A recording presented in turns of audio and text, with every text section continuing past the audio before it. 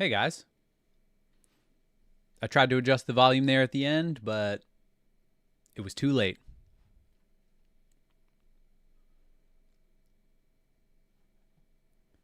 Yeah, just making sure this volume is good. Let me adjust this to my face.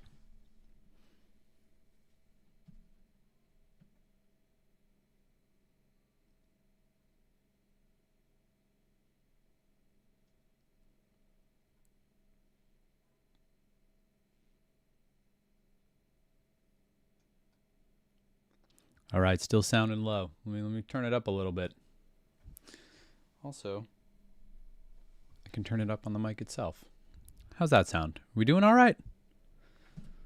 I don't want to have to be screaming in anyone's ears, but I don't want it to be a whisper either. All right, good. Glad sound is a little better now. Thanks, guys. Thanks, Sarah. Thanks, Shattermelon. All right, I'm going to finish my coffee.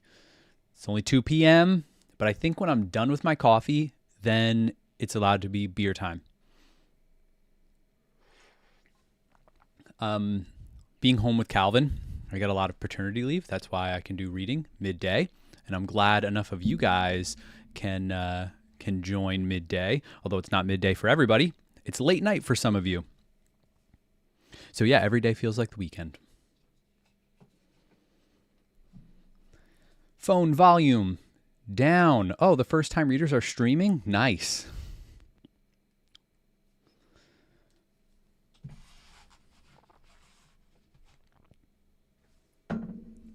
So true. Who said that? Margaritaville, Jimmy Buffett? Is that 5 o'clock somewhere?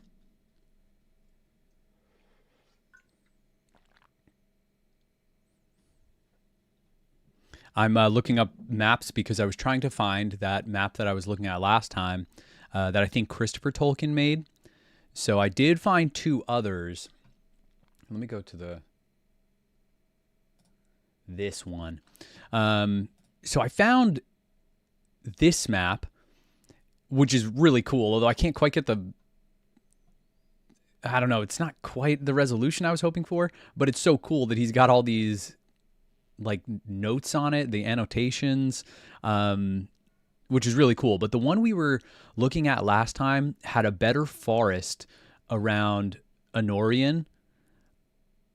So I wanted to find that one. This one, same kind of vibe. I think it's this same map, but with notes on it. So I can't read the notes. They're like a little too hard to read. So I don't think that's the one. Maybe we got to look at images and find one zoomed in. This feels close. No, that's the same one. Hey, Norway.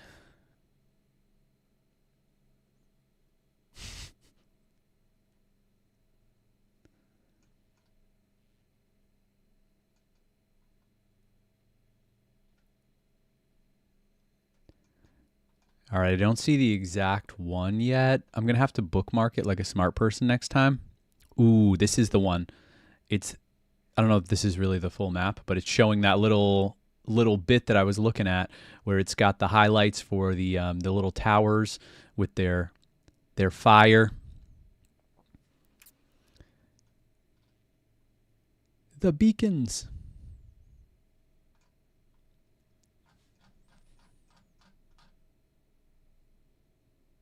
No, this is not double streaming on Twitch. I've heard of such things. I don't think we've ever done that. And we could do that. John, he might have already left to make a video and he'll be back, but at some point we could do it. I think it would take some different tech, and John's the tech whiz. And I'm terrible at this stuff sometimes. So I know it can be done. I've done some Googling in that direction. But would people want to? And could it be managed? All the different screens and things. I don't know. So maybe one day, maybe we'll get there and do both. It'd be fun. But so far, we have been loving YouTube.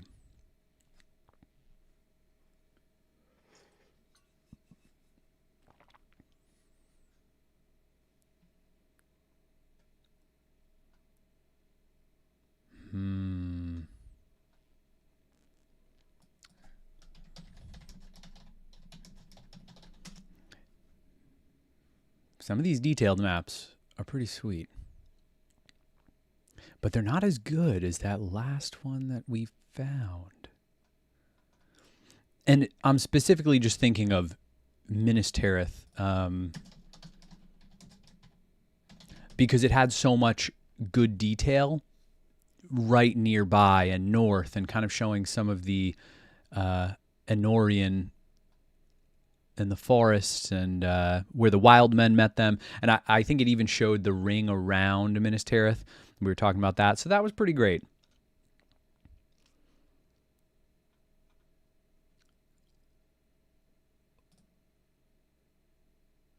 Although I don't mind some of the other stuff I'm finding. Like this little guy.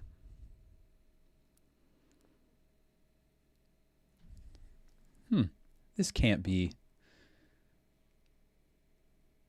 I guess this is just someone's rendering of what they think. I don't think this came from a Tolkien, did it? Looks pretty awesome, though.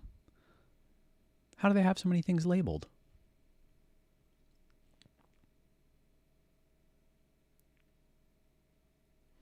Oh, yeah. We're on, let's see what chapter. Battle of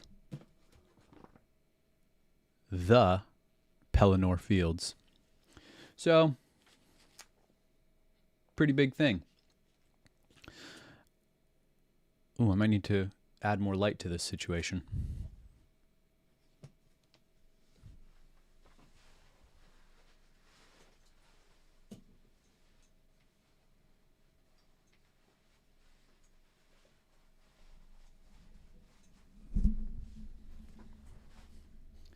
Slightly better light. Oh, I need a haircut. That's what my wife tells me. Maybe later today. Haircut on stream. Jen will do it. All right. So I think we're about ready to kick off. Let me pour my beer. For any beer snobs out there, this one's called Disco Fries, a Jersey classic. Hopefully the beer doesn't taste like disco fries, but it's made by two breweries working together. I love the teamwork of that, you know. One can represent Rohan and the other can represent Minas Tirith, you know. We've got Magnify and Other Half. You know, I was looking at goblets this week because I wanted to upgrade. And I found some cool ones, but none quite cool enough. Here's what I'm picturing. I want the goblet that Legolas and Gimli were drinking when they were having that kind of back and forth, and Legolas is feeling the tingling in his fingers. That's the goblet I wanted. You know, it's like a stein, something big, like you could just, you know, it's like a mug of beer. So maybe that's what we're going to go for. But in the meantime, this feels like something they would be drinking in Gondor, in Minas Tirith. So a proper goblet. All right. All right, Green is saying map of Minas Tirith. So yeah, that's what I'm looking at now, but maybe maybe I can find another one, Pelennor Fields.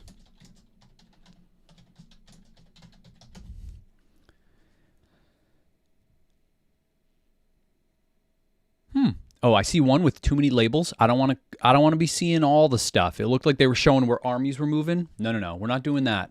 No siree. Because that could spoil something.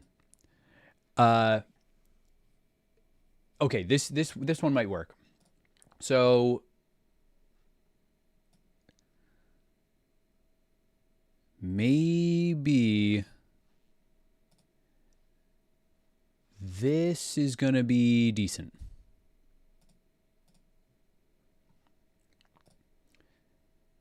Yeah, I think this shows what we're looking at. And you know what? This actually is already changing a little bit of how I'm viewing it.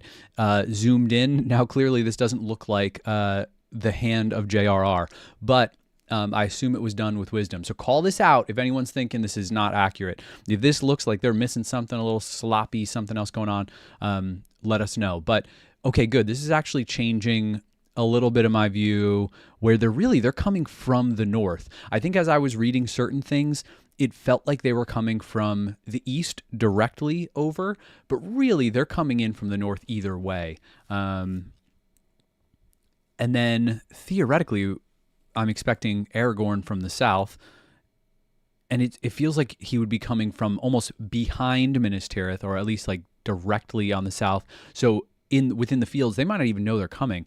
I wonder what's... Huh, okay, interesting. And then, of course, we've got the river, and this is how the men could come from the river. Okay, all right, good. My expectations for this chapter. I'm curious if we're going to get back down, well, up and down to where Denethor is, because I'm nervous for Faramir and questioning what kind of differences there might be in the book, because it could be very different, which is exciting and scary. But I'm kind of expecting we're not going to get much from Faramir or Denethor up there. I think someone had mentioned in the last chapter we caught up because we saw the strike of lightning. So that kind of combined the last two chapters. You can see like, oh, all right, cool, we're lined up. Now we've gotten great speeches out of Theoden, and battle is about to go down.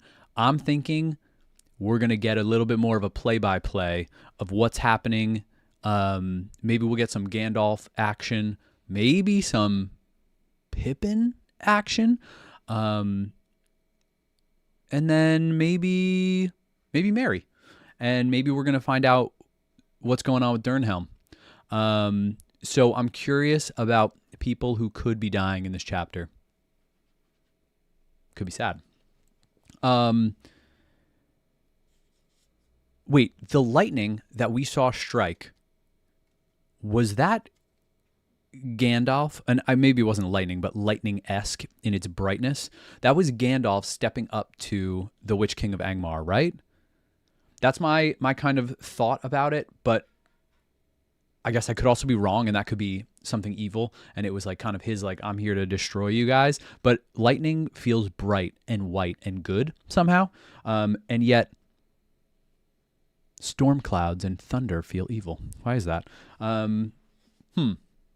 It was the Witch King. Oh, man, that's kind of sad. Maybe this was not as bright and glorious white as I was picturing the light. So this was bad lightning. So maybe, is lightning always bad? I guess kind of. I'm trying to picture what, it was almost the opposite of that back when Gandalf was approaching Theoden, and it was kind of like as if there was a storm, or was it as if there was clouds were parting and it was sunlight? I'm kind of forgetting, but I thought it was maybe a storm. Maybe storms can be used for good or bad. Okay, so that was the spell that shattered the gate. So the gates were breaking with their giant battering ram, battering wolf, and then the Witch King jumping in, doing his thing. Yeah, sometimes, Shattermelon, you're right, a lightning bolt is just a lightning bolt. But it doesn't feel like it in this story. Have we seen just casual lightning? I feel like lightning always means something here. Oh, man, amateur. Drinking out of the wrong vessel. Tastes better out of a goblet. Okay. I guess let's dive into this thing. All right, let me go to this screen, and then we'll go back if we need to see more. Chapter 6, The Battle of the Pelennor Fields. But it was no orc chieftain or brigand that led the assault upon Gondor. The darkness was breaking too soon, before the date that his master had set for it. Fortune had betrayed him for the moment, and the world had turned against him. Victory was slipping from his grasp even as he stretched out his hand to seize it. But his arm was long. He was still in command, wielding great powers. King Ringwraith, Lord of the Nazgul. He has many weapons. He left the gate and vanished. Oh, wow, that's so weird. It started to feel like it was coming from his perspective, but it feels like we just got into almost in his mind, from his perspective to start that chapter. Creepy. And disappointing that he left the gate and vanished. I thought we were going to get a big old battle. So behind me here, I have the Lord of the Rings video game. Return of the King video game on the GameCube. Great game. And I want to do a little playthrough, and Jen used to play it as a kid, so we were both going to play it together because it's a good co-op game. And I remember playing the game for the first time.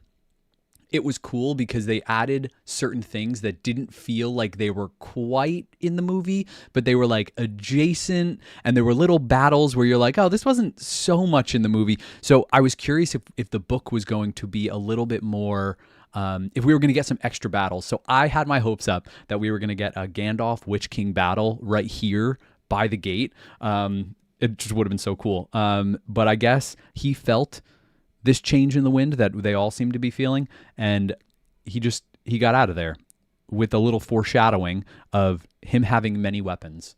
So I guess my thought is, he just going to go back to the weapon we know and start flying on a fell beast? Or is this the other weapon we kind of know, where in the movies, the absurdly sized mace that he starts swinging around? In the movies, it feels like very much a hunk of sharp metal. But now, could this weapon be a little more magical? I'm curious if that's actually what it is. All right. Oh, wait. I'm going to be better at comments. All right.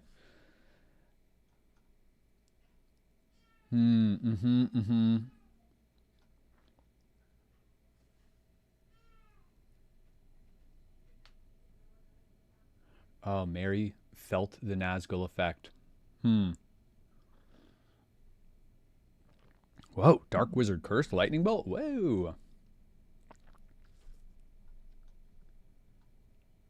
Yeah, great game. Great game.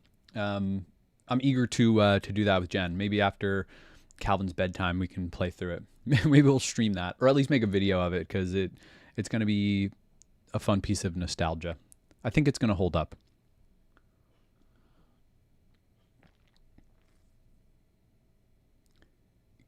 Gandalf is a Maiar. Okay, right, the plural. Witch King is a corrupted mortal. Yeah, okay, good distinction. All right, Ryan's playing that game after a skate sesh. Sounds like my childhood. I was terrible at skating, but I enjoyed trying.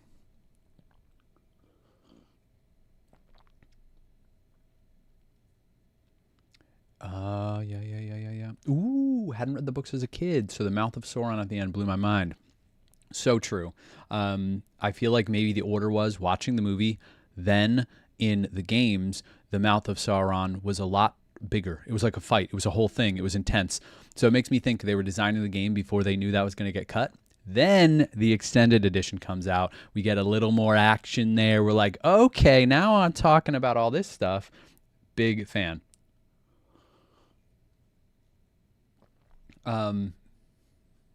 Movies broke many things. Okay. Well, we'll see. Theoden, king of the Mark, had reached the road from the gate to the river, and he turned towards the city that was now less than a mile distant. Oh, yeah, we're getting some distances. How long does it take to go a mile on a horse?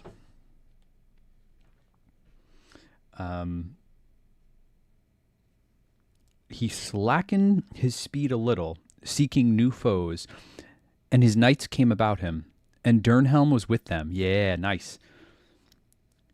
Ahead, nearer the walls, Elfhelm's men were among the siege engines, hewing, slaying, driving their foes into fire pits.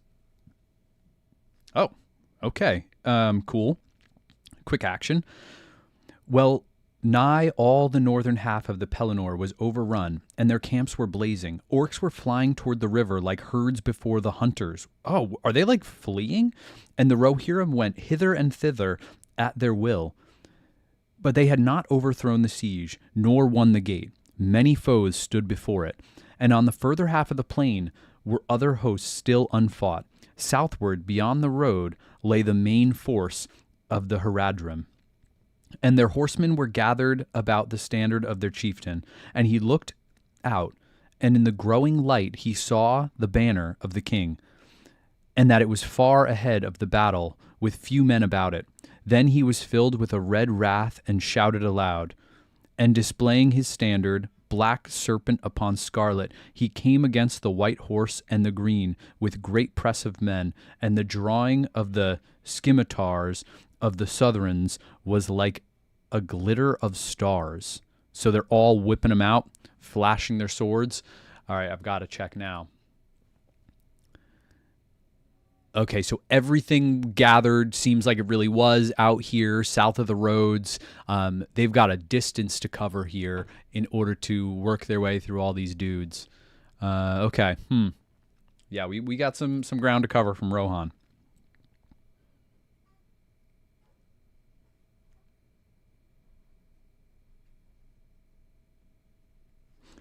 Interesting paragraph, because I felt like we were shifting to the enemy's perspective again, but it was like at the beginning we clearly are talking about Durnhelm, but then it's getting that view from far away from the Southrons. Then Theoden was aware of him and would not wait for his onset, but crying to Snowmane, he charged headlong to greet him. Great was the clash of their meeting, but the white fury of the Northmen burned the hotter, and more skilled was their knighthood with long spears and bitter. Fewer were they, but they clove through the Southrons like a firebolt in the forest. Right through the press drove Theoden, Thengul's son, and his spear was shivered as he threw down their chieftain. Oh, so fast! Out swept his sword, and he spurred to the standard, hewed staff and bearer, and the black serpent foundered. Then all that was left unslain of their cavalry turned and fled away. But lo, suddenly, in the midst of the glory of the king, his golden shield was dimmed. The new morning was blotted from the sky. Dark fell about him. Horses reared and screamed. Men cast from the saddle lay groveling on the ground. That happened so fast. So he took out the chieftain. Cool. Way to go, Theoden. I was hoping for a little more drawn-out battle of swinging swords and stabbing spears. It's not the JRR way. But I think that taking the chieftain out was a big moment to shift more of the battle, because it feels like, cut off the serpent's head there, and the rest of the cavalry, they fled. They're out of there. They knew they were unmatched. The Knights of Rohan crushed them. But now I'm curious, this new dark fell about him. Is this the Ringwraith's other weapon?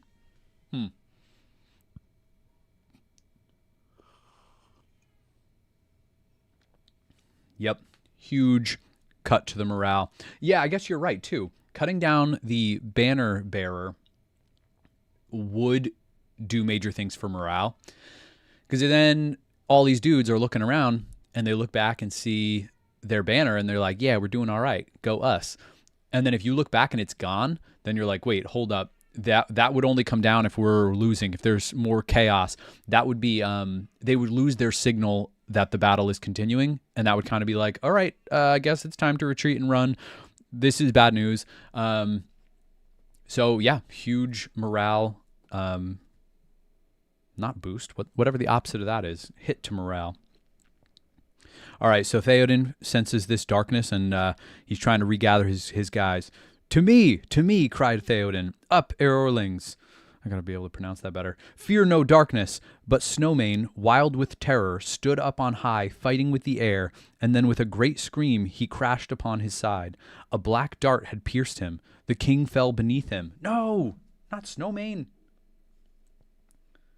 I thought this was a victory, fighting with the air. The great shadow descended like a falling cloud, and behold, it was a winged creature. If bird, then greater than all other birds, and it was naked, and neither quill nor feather did it bear.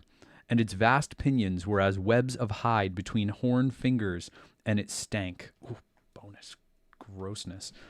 A creature of an older world, maybe it was, whose kind, lingering in a forgotten mountain cold beneath the moon, outstayed their day, and in hideous ire bred the last untimely brood, apt to evil. Wow, What writing?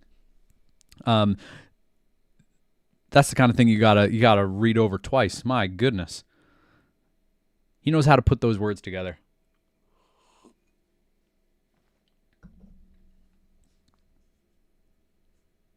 And the Dark Lord took it and nursed it with fell meats until it grew beyond the measure of all other things that fly. And he gave it to his servant to be his steed. Down, down it came, and then folding its fingered webs, it gave a croaking cry and settled upon the body of Snowmane, digging its claws, stooping its long naked neck. Upon it sat a shape. Well, so this must be on top of Snowmane, on top of Theoden. Yikes.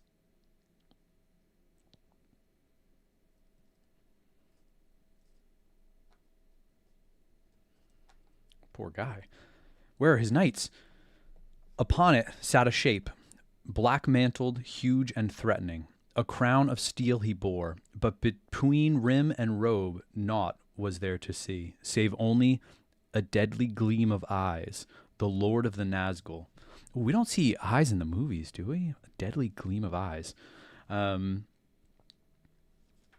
Yeah, I think it's just all blackness. I'm not picturing eyes at all, except his mask had, round bits, so you can kind of picture it. But, ooh, gleam of the eyes. It's creepy.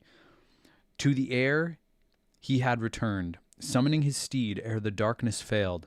And now he was come again, bringing ruin, turning hope to despair and victory to death. A great black mace he wielded. All right, so it's kind of a double whammy. Both the beast and the mace. But Theoden was not utterly forsaken. The knights of his house, lay slain about him. All right, that turned quickly. I got hopeful, and then just like that, hope to despair. Boom. Or else, mastered by the madness of their steeds, were borne far away. Oh, that's that's so true. I mean, even if they were noble, if their horses weren't quite there and they ran, it's only so much you can do. Yet one stood there still, Dernhelm the young, faithful beyond fear, and he wept, for he had loved his lord as a father. Right through the charge, Merry had been borne unharmed behind him, until the shadow came, and then Windfalla had thrown them in his terror, and now ran wild upon the plain. Merry crawled on all fours like a dazed beast, and such a horror was on him that he was blind and sick. So that's what the other knights should have done, in my opinion, hopped off their horses.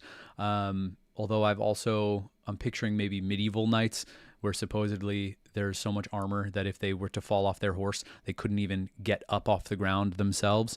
But I don't think that's the way they do it in Rohan. I don't think they're clad in so much armor that they wouldn't be able to get up.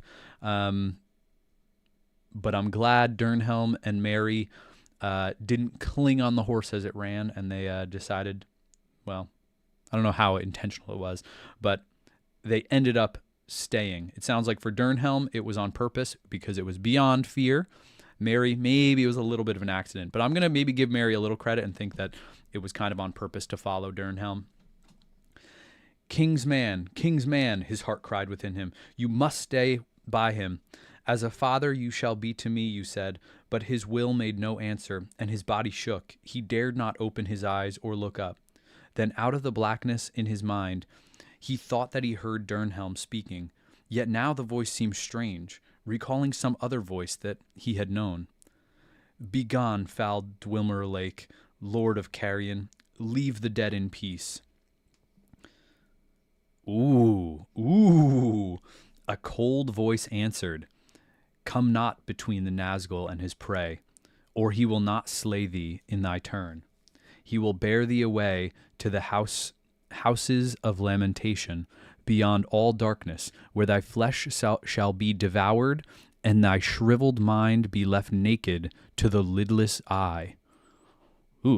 That seems like partly very similar to the movie, and partly something whole new and creepy. Yeah, nobody wants to go to the houses of lamentation beyond all darkness. Flesh devoured, naked, shriveled mind to the lidless eye, which I think is Sauron, right? It's capitalized, lidless eye.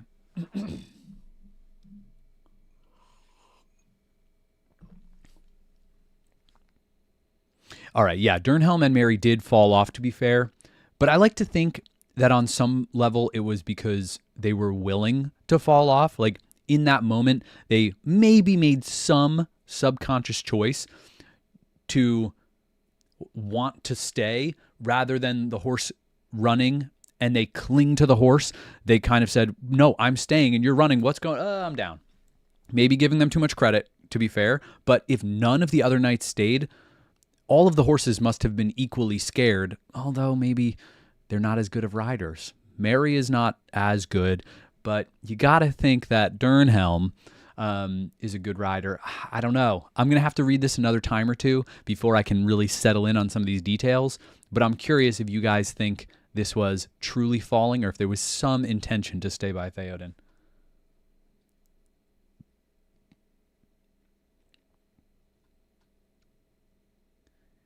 Irie. That's all right. Thank you. You know, I as I said it, I'm like, this feels wrong. Irie. Yeah, nice. And yeah, poor Snowmane. I'm curious. It said dart. Does this mean this was like? I took that to mean like an arrow or something. But was this black dart literally the Nazgul coming from the sky and grabbing it, and Theoden falls underneath it? Either way, not pleasant. But I'm just curious, so I can picture it properly.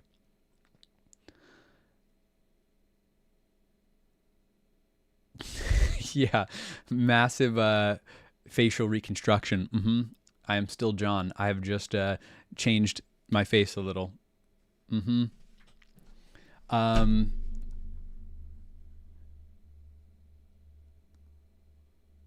oh, John's back. Nice. Arrow. So literal arrow is what took Snowmane down. Okay. And then that's when the beast came.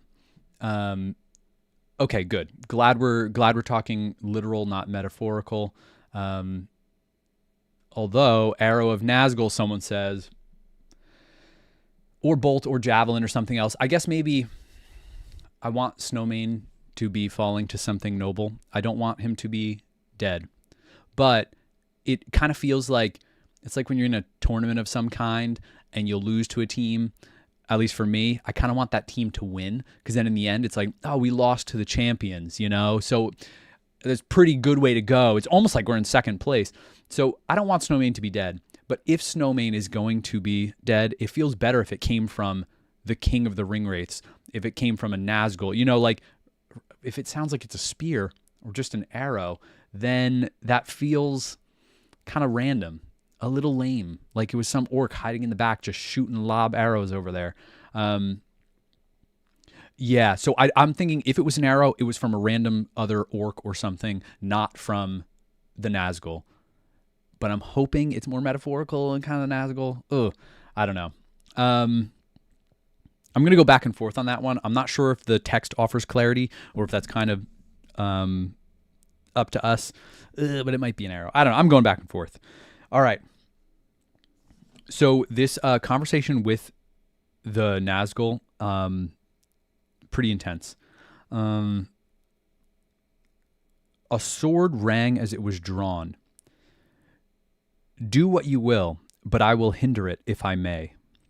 Wow, that's so obviously it's bold and brave no matter what, but there's a certain humility in there. Hinder it if I may, meaning I'm willing to die, but I'm going to do whatever I can in the meantime. Love that. Hinder me, thou fool. No living man may hinder me. Then Mary heard of all sounds in that hour the strangest. It seemed that Durnhelm laughed. What?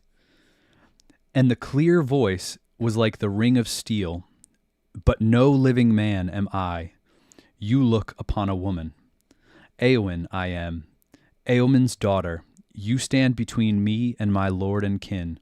Begone, if you be not deathless. For living or dark undead, I will smite you if you touch him. Excellent. The winged creature screamed at her, but the Ringwraith made no answer and was silent, as if in sudden doubt.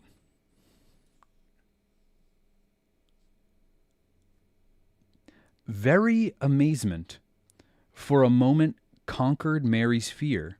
He opened his eyes, and the blackness was lifted from them. There, some paces from him, sat the great beast, and all seemed dark about it, and above it loomed the Nazgul, Lord like a shadow of despair. A little to the left, facing them, stood she whom he had called Durnhelm, but the helm of her secrecy had fallen from her, and her bright hair, released from its bonds, gleamed with pale gold upon her shoulders. Her eyes, gray as the sea, were hard and fell, and yet tears were on her cheeks.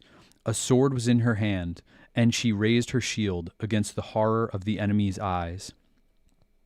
Eowyn it was, and Durnhelm also, for into Mary's mind flashed the memory of the face that he saw at the riding from Dunharrow, the face of one that goes seeking death, having no hope.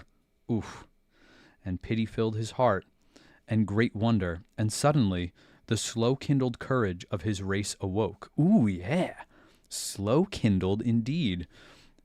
For him, but I think for some of these others it wasn't as slow-kindled. Of his race, yes, hobbits are courageous. He clenched his hand. She should not die, so fair, so desperate. At least she should not die alone, unaided. Ah, yeah, there we go. There's the bravery we want from Mary. Love that. I want to go back for a second. That the ringwraith was silent, as if in sudden doubt. I know it says as if, but I'm going to take that as actual doubt, because I think the ringwraith is forced to consider the no living man line a little deeper, because in some level of foolish prophecy, he might literally think, wait a second, does that actually apply to women too? Or am I vulnerable to this one? And I think it's interesting that is enough to potentially cause some doubt. There was a lot of confidence up until that moment. And that sudden doubt gives us enough time for Mary to muster some courage. And not some courage, all the courage. Willing to die. Pretty cool. The face of their enemy was not turned toward him, but still he hardly dared to move, dreading lest the deadly eyes should fall on him. Slowly, slowly he began to crawl aside, but the black captain, in doubt and malice, intent upon the woman before him, heeded him no more than a worm in the mud. Suddenly the great beast, its hideous wings and the wind upon them was foul. Oh, the great beast beat its hideous wings, and the wind upon them was foul. Again it leapt into the air, and then swiftly fell down upon Eowyn, shrieking, striking with beak and claw. All right, beak, a little more bird-like than the movie's display. I know that can just mean mouth, but I'm saying I might be shifting how I view it a little bit. Still, she did not blench. Maiden of the Rohirrim, child of kings, slendered but as a steel blade, fair yet terrible. Yeah. A swift stroke she dealt, skilled and deadly. The outstretched neck of she clove asunder, and the hewn head fell like a stone. One swing. Backward she sprang as the huge shape crashed to ruin. Vast wing outspread, crumpled to the earth, and with fall the shadow passed away. A light fell about her, and her hair shone in the sunrise. So it's like the actual darkness goes away here, and she is the light. Wow. Out of the wreck rose the Black Rider, tall and threatening, towering above her with a cry of hatred that stung the very ears like venom. He let fall his mace. Her shield shivered in many pieces, and her arm was broken. She stumbled to her knees. He bent over her like a cloud, and his eyes glinted. He raised his mace to kill. Whew. Trying to take a direct hit from the mace. Bold. I guess it happened quick, But I was hoping she would do some of her jumping around moves like she did with the beast she just slew. Whew. Oh man, this is intense.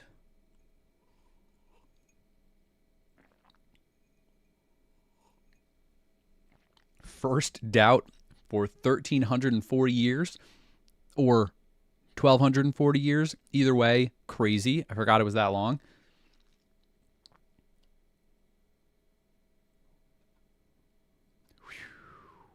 Like a pterodactyl. Interesting. Okay. Yeah, that's fair. I can kind of picture that. Yeah, definitely more bird-like than the movies. Um, mm-hmm. I feel like there are probably some good. There's probably good fan art about this, different looks. I think they chose a good classic dragon look, kind of, for the movies. A little dragon with a little more bat in there, but you know what? Some of the more pterodactyl vibes, I get it. Okay. But suddenly, he too stumbled forward with a cry of bitter pain. Whoa. And his stroke went wide, driving into the ground. Mary's sword had stabbed him from behind, shearing through the black mantle, and passing up beneath the hauberk, had pierced the sinew behind his mighty knee. Oh, so down nice and low. Sinew, like, oh wow, this is like talking more bodily than I expected. I think I don't think of them as really being so physical, but that is a very physical word. Eowyn, Eowyn, cried Mary. Then, tottering, struggling up with her last strength, she drove her sword between the crown and mantle. As the great shoulders bowed before her, the sword broke, sparkling into many shards. The crown rolled away with a clang. Eowyn fell forward upon her fallen foe, but lo, the mantle and hauberk were empty. Shapeless they lay now on the ground, torn and tumbled. And a cry went up into the shuddering air, and faded into a shrill wailing, passing with the wind, a voice bodiless and thin that died, and was swallowed up, and was never heard again in that age of this world. That's some finality there. I like that. And that's the beauty of this style of writing. Really sealing it up. Never heard again in that age of this world. Although there are more ages here than your average book would have. But it's still final enough for me. Wow. That is crazy. And awesome.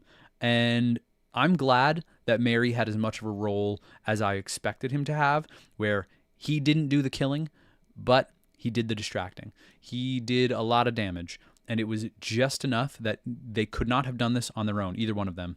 But together, perfect teamwork.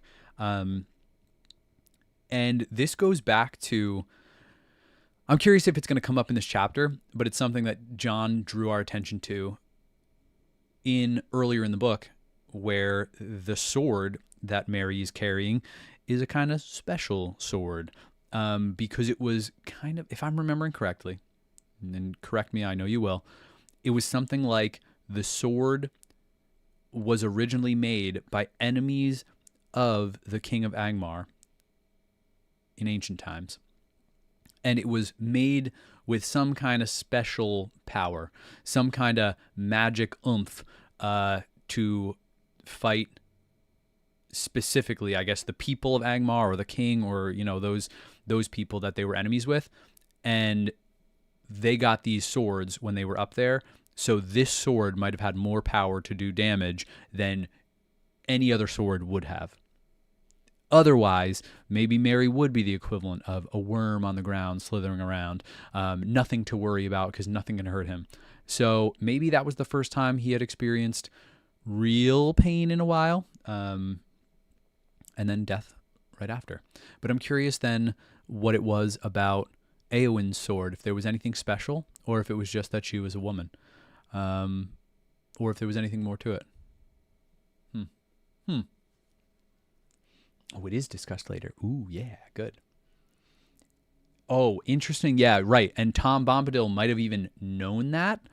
I don't know if he was foreseeing or just, but yeah, Tom, smart dude. All right, good. Glad they discussed it a little bit more. Oh, interesting. The fact that Mary got that blow in is another part of the prophecy. He is no man.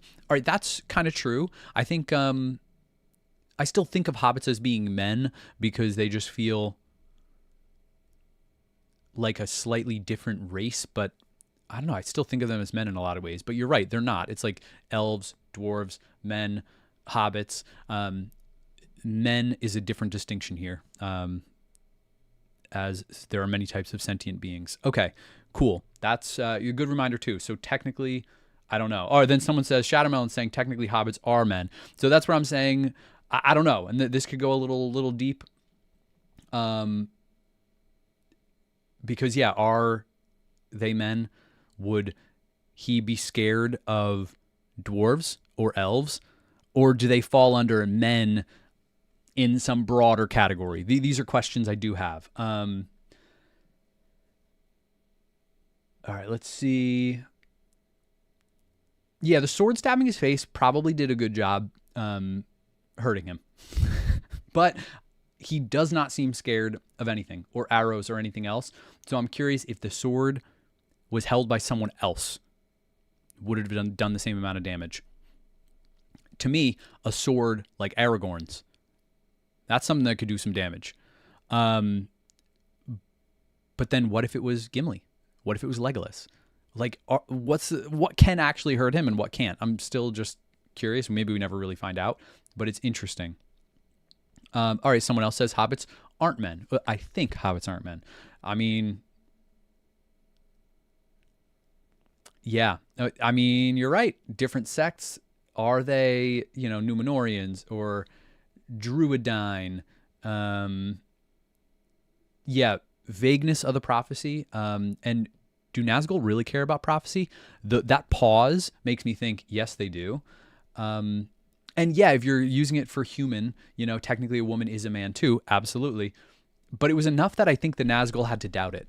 Sometimes I feel like prophecies, well, in general, like in books, sometimes there's a little nuance to it where you're like, ooh, there's a loophole in this prophecy. And I think that's part of the charm of the prophecy, because then it can be in your face and hidden at the same time. And the Nazgul had to doubt this. So the Nazgul had to say, wait a second, I've been leaning on this prophecy my whole life, but I don't come across women in battle, and here I am coming across a woman. Does this still apply? I hope. And he never even thought of hobbits, I don't think, or it was just so unthreatened by them, as we saw in Weathertop and other places. Yeah, only fools ignore prophecy in fantasy worlds. So true. It goes back to John's theory, which I love, and next time I read Harry Potter, I'll be thinking of, where all of the prophecies we heard from Trelawney actually came true on some level. You have to like work some of them a little like funny, again, where there's loopholes to these prophecies.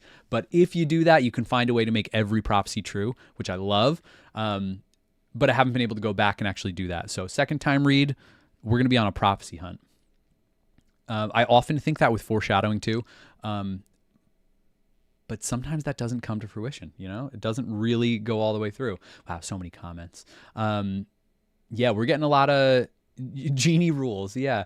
And definitely tough with these prophecies. A lot, can you get technical? I don't know. Do lawyers examine these prophecies? Who gave these prophecies? It's also funny that one of the early prophecies in this book that we thought of as being ancient, like the people of Delphi, giving this prophecy to kings of old. And then it turns out it was Aragorn's prophecy that Bilbo just wrote for him. And we're like, oh, that's not really like a prophecy. It's just his friend being like, ha, I'm going to write you a poem.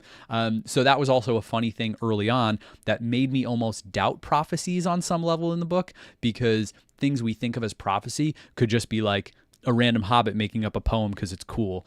And then we're like, do we have to take those seriously? Or is J.R.R. kind of saying, maybe don't take these prophecies so seriously? So I don't always know. All right, so was it Glorfindel? Because, all right, Glorfindel, I trust for sure. That's cool. Good. And did the Witch King know that prophecy? To me, this is where we get that confirmation. Yeah, okay, good. Wow. Sorry you have to go. We'll see it later. Leave those comments. I still want to know. Pippin didn't consider himself a man. Oh, interesting. Well, there's man and then there's man. You know what I mean? I don't know. All right, let's get back to it. I told Jen these were relatively short chapters, so I don't want to take too long. But I was considering, do I do a double chapter today? But I can already tell this is not going to be a double chapter day because there's too much juicy stuff in here to dwell on. But I think another chapter tomorrow, same time, same place, 2 p.m. Eastern Standard Time. It's nice to be able to soak in a chapter like this. All right. Back to the Pelennor fields. And there stood Meriadoc, the hobbit in the midst of the slain, blinking like an owl in the daylight, for tears blinded him. And through a mist he looked on Éowyn's fair head as she lay and did not move. And he looked on the face of the king, fallen in the midst of his glory. For Snowmane, in his agony, had rolled away from him again. Yet he was the bane of his master. No! Then Merry stooped and lifted his hand to kiss it, and lo, Theoden opened his eyes, and they were clear, and he spoke in a quiet voice, though labored. Farewell, Master Halbitla, he said. My body is broken. I go to my fathers, and even in their mighty company I shall not now be ashamed. I felled the black serpent. A grim morn, and a glad day, and a golden sunset.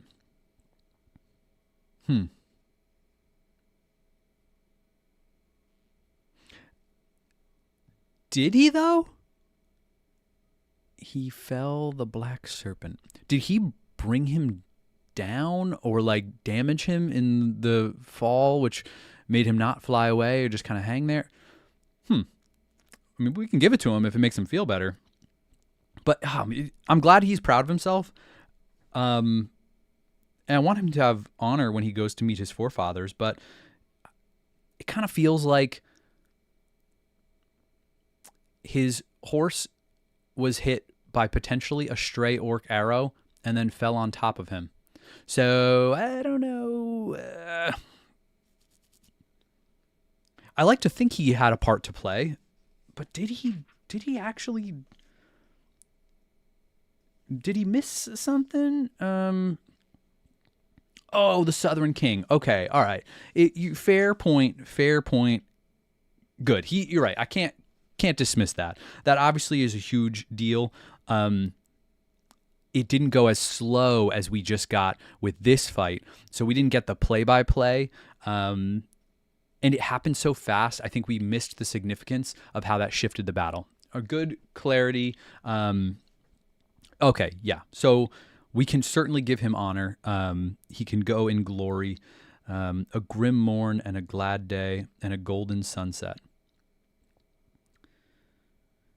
Mary could not speak, but wept anew. Forgive me, Lord, he said at last, if I broke your command, and yet have done no more in your service than to weep at our parting. The old king smiled. Grieve not, it is forgiven. Great heart will not be denied.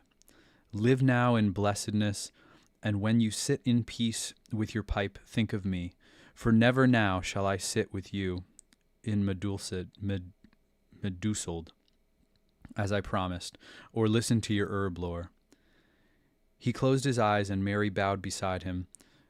Presently he spoke again. Where is Éomer? For my eyes darken, and I would see him ere I go. He must be king after me. And I would send word to Éowyn. She would not have me leave her, and now I shall not see her again, dearer than daughter. Lord, began Mary brokenly, she is, but at the moment there was a great clamor, and all about them horns and trumpets were blowing. Mary looked round. He had forgotten the war and all of the world beside, and many hours it seemed since the king rode to his fall, though in truth it was only a little while. But now he saw that they were in danger of being caught in the very midst of a great battle that would soon be joined. Whoa. Poor Theoden. Wow. Um, live now in blessedness. Very kind of him to understand. Great heart will not be denied. And I think that kind of absolves Mary, and it absolves Dernhelm. I almost said Dernstring. Which is great. It's that understanding. And also really sweet that he's saying, I won't be able to sit with you and your pipe, but think of me when you smoke it, in your peace, and kind of viewing a peaceful future. Maybe death has a way of kind of bringing people a little long-term view of other people's lives or life in general. Wow. Now we need Éowyn to get up. So he wanted Éomer. He must be king after me. Okay. And now this battle. Okay. New forces of the enemy were hastening up the road from the river. All right, we got to go back to our river. Okay. Up the road from the river. Which way's up? According to this, there's a little bit of a gain in elevation. So up could be from Osgiliath, but it also could be, no, I don't think he would be talking about way down here. There's no other road. According to this, could be wrong, there's some fallibility here. I think it's saying the causeway up from the river. Okay, I think that's what they're saying. Yeah. All right, let me see. Did I miss anything?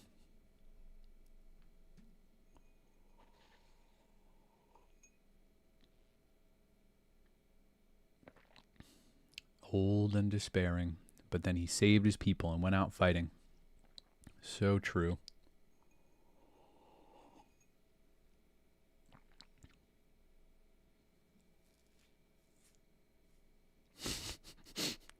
And the chat digresses quite a bit. This is funny.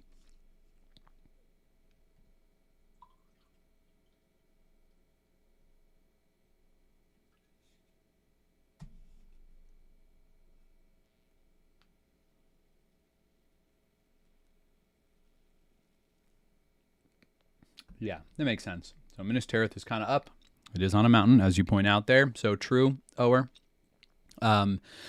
Yeah, so up to Minas Tirith, you can say up even though as a cardinal direction, it feels like south is down for some reason, but that's not really true. So, okay, up from the river. Makes sense. Up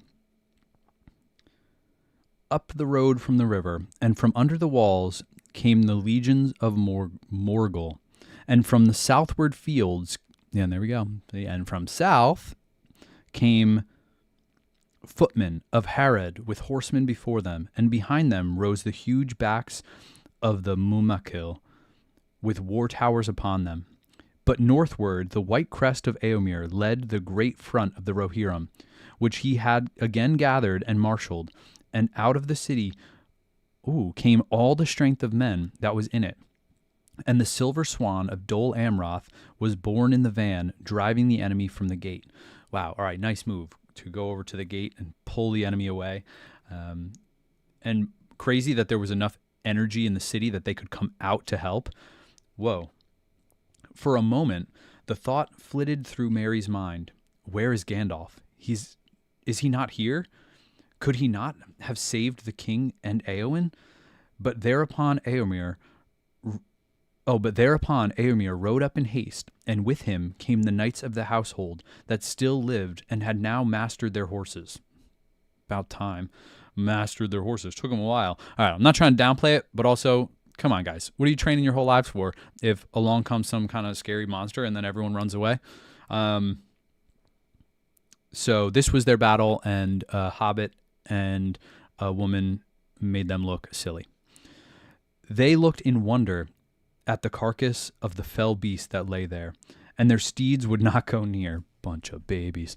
But Éomer leapt from the saddle, and grief and dismay fell upon him as he came to the king's side and stood there in silence. Then one of the knights took the king's banner from the hand of Guthlaf, the banner-bearer who lay dead, and he lifted it up. Slowly Theoden opened his eyes. Seeing the banner, he made a sign that it should be given to Éomer. Hail, King of the Mark, he said. Ride now to victory. Bid Éowyn farewell. That was too loud, aggressive reading. Let me redo that one. Hail, King of the Mark, he said. Ride now to victory. Bid Éowyn farewell. What? And so he died? He knew not that Éowyn lay near him? And those who stood by wept, crying, Theoden, king, Theoden, king. But Éomer said to them, Mourn not overmuch. Mighty was the fallen. Meet was his ending. Mighty was the fallen, meet was his ending. When his mound is raised, women then shall weep. War now calls us. I thought we were gonna lose Éomer a little bit. I'm picturing a moment where he's crying pretty good in the movies. Good leadership here. He's saying, you know what? Back in Rohan, when we set up that mound for him and we plant those flowers, there'll be plenty of time for weeping. But it's not now. War now calls us. But sad about Éowyn. I really thought she was going to have a moment there to come over and see the king and get to say a little goodbye. But nothing. She was so close. That's sad. Yet he himself wept as he spoke. Let the knights remain here, he said, and bear his body in honor from the field, lest the battle ride over it. Yea, and all these other of the king's men that lie here. And he looked at their slain, recalling their names. Then suddenly he beheld his sister Éowyn, as she lay, as he knew her. He stood a moment as a man who is pierced in the midst of a cry by an arrow through his heart, and then his face went deathly white, and a cold fury rose in him, so that all speech failed him for a while. A fey mood took him. Éowyn, Éowyn, he cried at last. Éowyn, how come you here? What madness or devilry is this? Death, death, death, death take us all. Then without taking counsel or waiting for the approach of the men of the city, he spurred headlong back to the front of the great host and blew a horn and cried aloud for the onset. Over the field rang his clear voice calling, Death! Ride, ride to ruin and the world's ending. That's not the greatest chant, but with that, the host began to move, but the Rohirrim sang no more. Death, they cried, with one voice loud and terrible, and gathering speed like a great tide, their battle swept about their fallen king and passed roaring away southwards. I mean, it's a good motivation. So he, in this moment, is thinking Éowyn is dead. My understanding is she isn't. I'm just making sure that that's not accidentally being projected from the movie, but I think she blocked it, broke her arm, stabbed him in the face, sword blew up, shards everywhere, and then she fell away in partial exhaustion or whatever else. Seemingly not dead, though. So I'm glad Éowyn, or I'm glad Éomer could kind of take this as motivation to go fight, but don't throw away your life here. Especially now that he's the king, maybe you should be a little more careful. I feel like there's a certain responsibility there. Like if he dies, then what? And he knows Éowyn's there. Well, I guess it's not. This isn't about logic at this point. It's just emotion, and that's fair.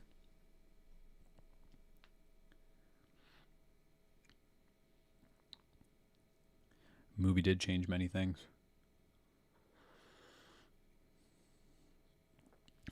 Yeah, it's pretty sad stuff here. Maybe this kind of thing would have some tears going if it wasn't a live read. I'm not sure. Curious how that affects my reading in that way. Maybe a little less emotion in a good old group outing. You know, I feel all the emotional support from you guys, so it's less sad on some level. Thanks for being here with me, guys. All right. And still, Meriadoc the Hobbit stood there, blinking through his tears, and no one spoke to him. Indeed, none seemed to heed him.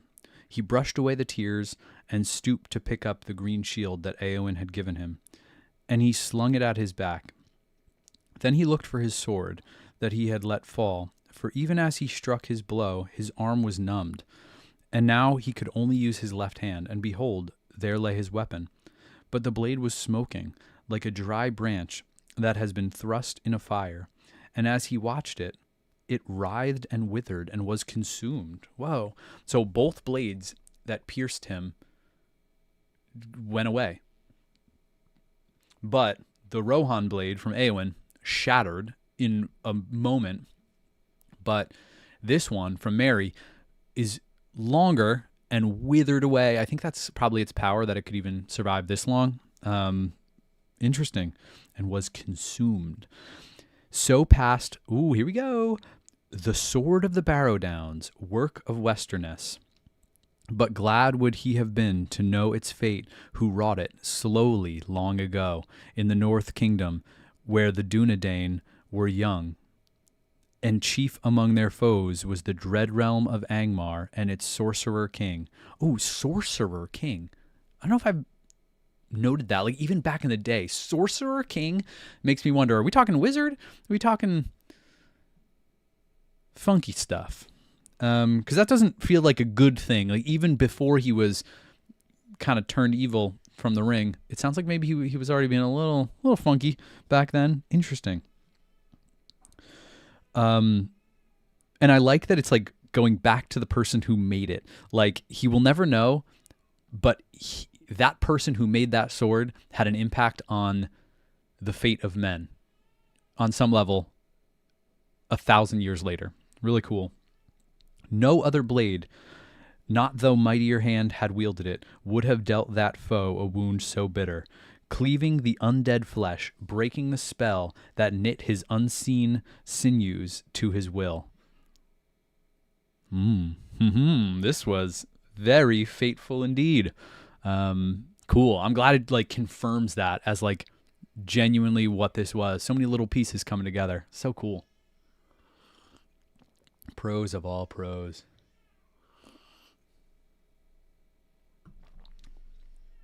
Can you guys hear a little Calvin crying downstairs? It's coming to the end of his wake window. Time for a nap. Hopefully Jen will get him down soon. Okay. Men now raised the king, and laying cloaks upon spear truncheons, they made shift to bear him away towards the city. Oh, okay. So as a way of carrying him.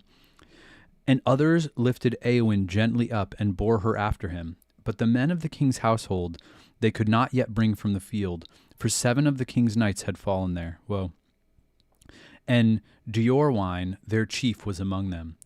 So they laid them apart from their foes and the fell beast, and set spears about them. And afterwards, when all was over, men returned and made a fire there, and burned the carcass of the beast. But for Snowmane they dug a grave, and set up a stone, upon which was carved in the tongues of Gondor and the mark. Oh, respect. Faithful servant, yet master's bane. Lightfoot's foal, swift Snowmane. I mean, all right, fair enough. I thought we were going to get a noble end, but you know what? Yeah, master's bane indeed. Yeah, that's it's not great. I do love horses, and Snowmane seemed like a good one, but yeah, this just master's bane forever carved onto a stone there. So I guess just in the middle of the field, there would just be like graves and stones and stuff like that. But I think that also speaks to the men of Rohan honoring horses like this. Like, they burn the carcass. Maybe it's about to tell us what they do to the other men, because it said they were going to go out later, I guess, and grab them and return them. And then they dig a grave right there rather than dragging a horse around. But it's like with honor, you know, actually having a gravestone for horses, pretty cool. Like a pet cemetery. I don't think many other animals had this kind of honor. All right, fair. No horse could withstand an attack from the Witch King. And we saw how every other horse reacted when the Witch King arrived, and they were gone real fast. So got to give some credit to Snowmane. I'm trying to figure out how to view this, the arrow, and like how did it go down, and if they're calling it Master's Bane, like it fell on him. It's the only thing that impacted Theoden. Like he didn't get hit by other things. You know what I mean? Like the horse killed him. There's like kind of like a cruel irony in that. A man of Rohan killed by his horse. Yeah, so I'm gonna have to I'll think about that one more as I kind of form my headcanon on this. I'm going back and forth about whether Snowmane is like the best or kind of like not. Shadowfax is the best. I really like Brago in the movies, although I forget his name in the books. And we love Fatty Lumpkin. Now, slowly and sadly, Merry walked beside the bearers, and he gave no more heed to the battle. He was weary and full of pain, and his limbs trembled as with a chill. A great rain came out of the sea, and it seemed that all things wept for Theoden and Éowyn. And Éowyn? Is she dead? They carried her out like they carried Theoden. She didn't get to see her father. She was laying right there. Éomer was crying for her. Is she dead? Oh, man, I really hope not. I was hoping... what killed her? Just the impact of a stab, an explosion, and it being from a... Oh, man, that would be sad. So excited to see the extended edition for the first time and see a little love with her and Faramir. Although, to be honest, they both could die here, and that was a movie thing that Peter Jackson wanted to save them because he loved them. So that would be sad. I'm not going to read the chat right now in case there are spoilers. But there's still hope in my heart.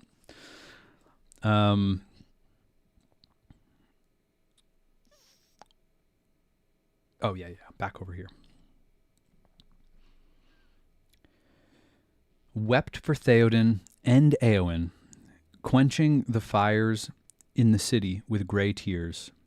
It was through a mist that presently he saw the van of the men of Gondor approaching. Imrahil, Prince of Dol Amroth, rode up and drew rein before them. "What burden do you bear, men of Rohan?" he cried. "Theoden King," they answered. "He is dead. But Éomer King now rides in the battle, he with the white crest in the wind." Then the prince went from his horse and knelt by the bear in honor of the king and his great onset, and he wept. I like that men can show emotion here. You know, they're not ashamed of it. And rising, he looked then on Éowyn and was amazed. "Surely here is a woman," he said. "Have even the women of the Rohirrim come to war in our need?"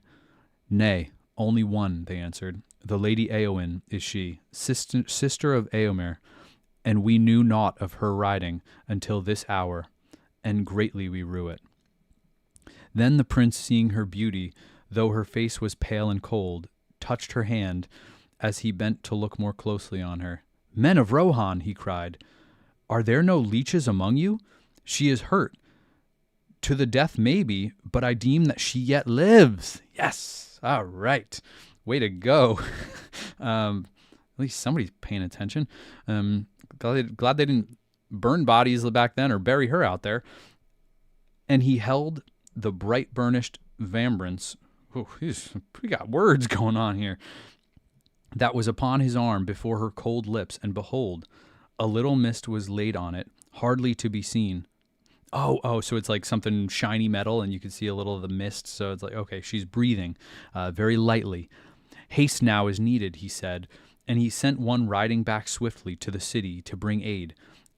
And he, bowing low to the fallen, bade them farewell, and mounting, rode away into battle. Yeah, just casually coming along and like maybe saving her life. Great. That was a close one, guys. That was a close one. This chapter was about to be double sad. And now the fighting waxed furious on the fields of Pelennor, and the din of arms rose upon high, with the crying of men and the neighing of horses. Horns were blown and trumpets were braying, and the Mumakil were bellowing as they were goaded to war. Under the south walls of the city, the footmen of Gondor now drove against the legions of Morgul that were still gathered there in strength. But the horsemen rode eastward to the succor of Eomer, Hurin the Tall, Warden of the Keys, and the Lord of Lossarnach, and Herluin of the Green Hills, and Prince Amrahil the Fair, with his knights all about him. Lots of, yep. Not too soon came their aid to the Rohirrim, for fortune had turned against Eomer, and his fury had betrayed him. It often does. The great wrath of his onset had utterly overthrown the front of his enemies, and great wedges of his riders had passed clear through the ranks of the Southrons, discomfiting their horses and riding their footmen to ruin. But wherever the Mumakil came, there the horses would not go, but blenched and swerved away, and the great monsters were unfought, and stood like towers of defense, and the Haradrim rallied about them. And if the Rohirrim, at their onset, were thrice outnumbered by the Haradrim alone, soon their case became worse, for new strength came now streaming onto the fields out of Osgiliath. There they had been mustered for the sack of the city and the rape of Gondor, waiting on the call of their captain. He now was destroyed, but Gothmog, the lieutenant of Morgul, had flung them into the fray. Easterlings with axes and Variags of Khand, Southrons in scarlet, and out of the far Harand, black men like half trolls with white eyes and red tongues. Some now hastened up behind the Rohirrim, others held westward to hold off the forces of Gondor and prevent their joining with Rohan. Okay, so it feels like crazy out there, being outnumbered, and completely Eomer's fury did betray him, because now it was not about strategy, it was about rage and fury and just charging in. So I guess they put themselves in a position to be a little bit surrounded and with no real solutions about how to take down a giant war elephant. Not good. And even though it felt like there was a lot shifting their way, clearly now shifting the other way. No good.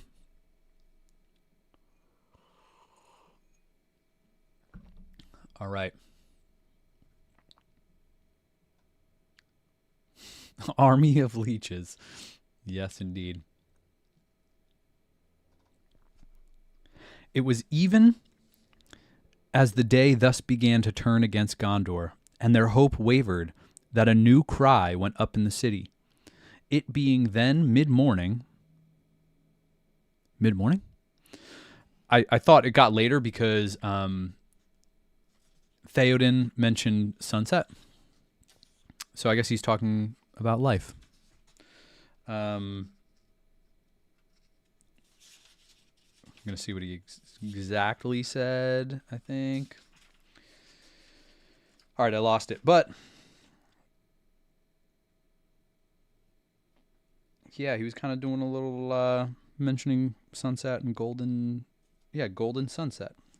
Grim morn, glad day, golden sunset. Yeah, maybe golden sunset of life. Okay, so it's still mid-morning. There's still plenty of day left for fighting, because I don't like darkness. I think evil will thrive better in the darkness than good here. So let's keep that day going, you know? Mid-morning and a great wind blowing, and the rain flying north and the sun shining. In that clear air, watchmen on the walls saw afar a new sight of fear, and their last hope left them. I thought this was going to be the good times.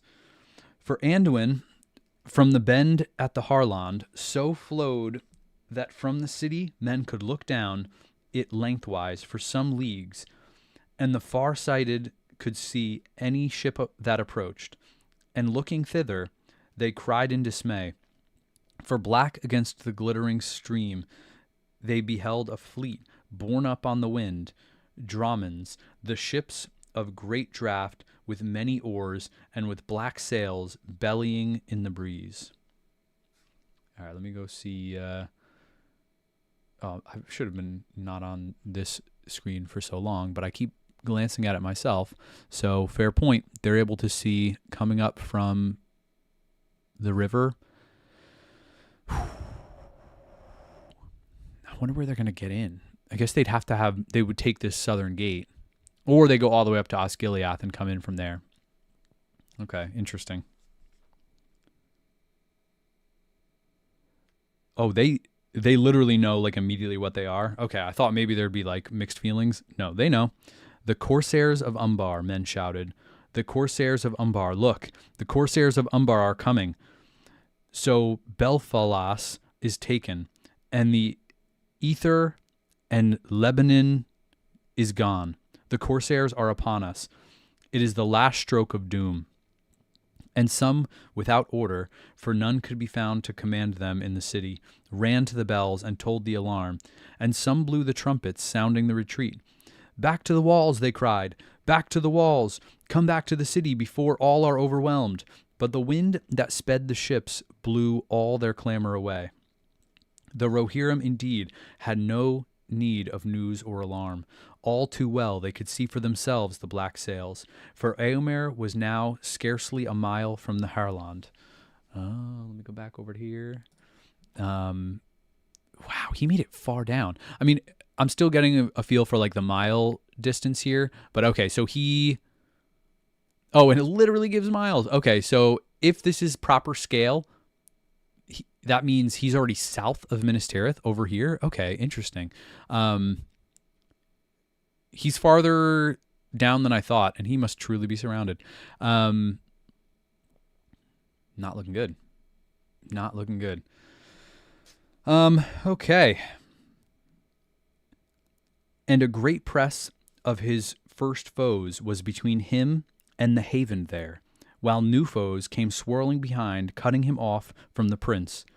Now he looked to the river, and hope died in his heart, and the wind that he had blessed he now called accursed. But the hosts of Mordor were enheartened, and filled with a new lust and fury, they came yelling to the onset.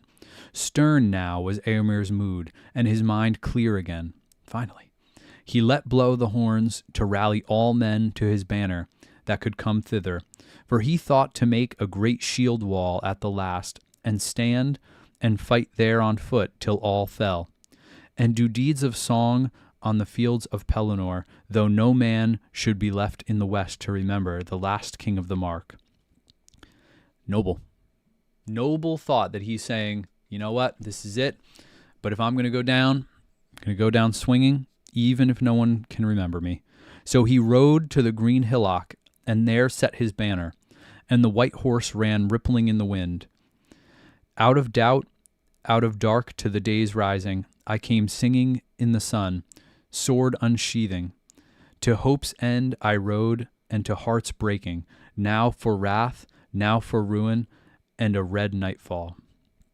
These staves he spoke, yet he laughed as he said them, for once more lust of battle was upon him. So it's like he had a clear mind, and now once more lust for battle. No more clear. Now he's being silly again, I guess.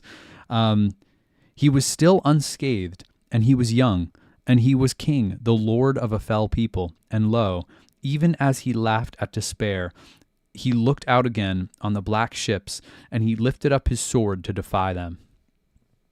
Bravery. This is bravery. Big fan of this. A little foolish, but brave. Yeah, so true. This is on the map. Love that we're getting a bit of a scale here, seeing everything going on.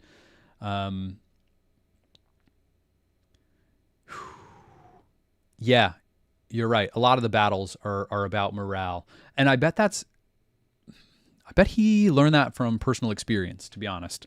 That there's a certain shift in morale that makes a big difference, because on some level, maybe you don't have to win the battle with numbers or anything else, but if you can stay in it mentally, maybe that's what it is. Probably makes the biggest difference, where then the numbers don't matter so much. Yeah, I believe this is probably from personal experience, that he could could sense when a battle was shifting. And that's why good leadership is needed.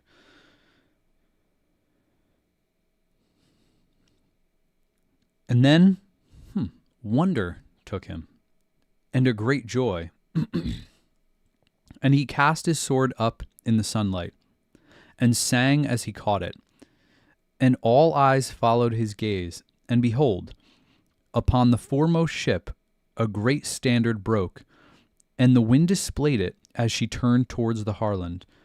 There flowered a white tree, and that was for Gondor, but 7 stars were about it, and a high crown above it, the signs of Elendil, that no lord had borne for years beyond count. And the stars flamed in the sunlight, for they were wrought of gems by Arwen, daughter of Elrond. Oh, this is the standard they brought him. I was just going to say, wait, how'd they get this? And I feel like up until this point, banners, standards, they haven't come up that much in the story. And I kind of forgot about it. But in this battle, many times, they've come up a bunch of times, and showing it as a symbol of taking down the enemy's standard, they lose morale. Putting up your own feels good. Passing on your standard to the new king. Now this is Eomer's, and he's putting it in the ground and saying, we're doing this. It's battle time. So cool timing, great writing to kind of set this up, that now we can see the significance of this standard. Wow, so cool. So they see this and they know. And the crown was bright in the morning, for it was wrought of mithril and gold. Thus came Aragorn, son of Arathorn, Elisar, Isildur's heir, out of the paths of the dead, borne upon a wind from the sea, to the kingdom of Gondor. And the mirth of the Rohirrim was a torrent of laughter, and a flashing of swords, and the joy and wonder of the city was a music of trumpets and a ringing of bells. But the hosts of Mordor were seized with bewilderment, and a great wizardry it seemed to them that their own ships should be filled with their foes, and a black dread fell on them, knowing that the tides of fate had turned against them, and their doom was at hand. Interesting that they're describing the dread as being a black dread, even for the enemy. I would think it'd be like a light dread. Interesting. East rode the knights of Dol Amroth, driving the enemy before them. Again, it's that morale shift. Like, the ships aren't even there yet, but the morale shift, all of a sudden, the good people are like, we're the best. We're going to we might win this. And evil is feeling the dread shift. Trollmen and Varyags and orcs that hated the sunlight. Oh, that's the knights of Dol Amroth driving them away. South strode Eomer, and men fled before his face, and they were caught between the hammer and the anvil. For now, men leaped from the ships to the quays of the Harland and swept north like a storm.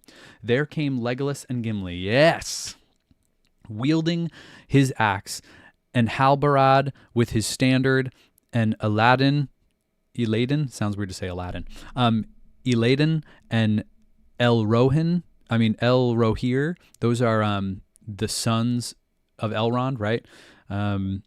With stars on their brow. And the dour-handed Dunedain, rangers of the north, leading a great valor of the folk of Lebanon and Lemendon, and the fiefs of the south. But before all went Aragorn with the flame of the west, and Duril, like a new fire kindled, Narsil reforged, as deadly as of old, and upon his brow was the star of Elendil. Ooh, on his brow. So it already said that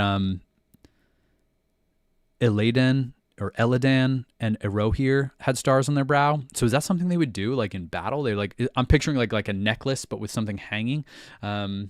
Interesting. Or is this a crown? Is this something else? Do they strap it on there some way with like a bandana? Kind of cool. And so at length, Eomer and Aragorn met in the midst of battle, and they leaned on their swords and looked on one another and were glad. So they made it to each other, hammer and anvil. They got to the center. Wow, that's so great. Thus we meet again. Though all the hosts of Mordor lay between us, said Aragorn, did I not say so at the Hornburg?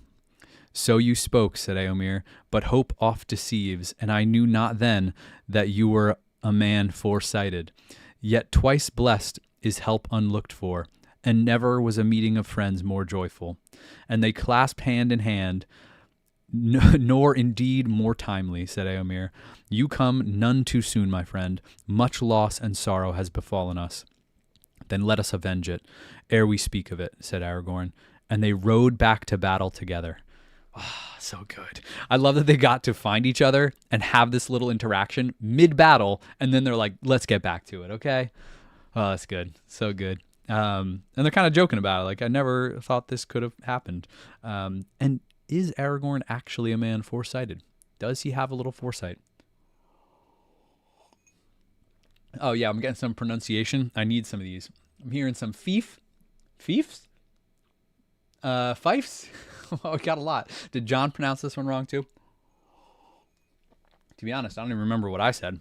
Or where it was, but I am sure I've said a lot of these things wrong. But you guys are great at how to pronounce things in here. It's great. Fee, fi, fo.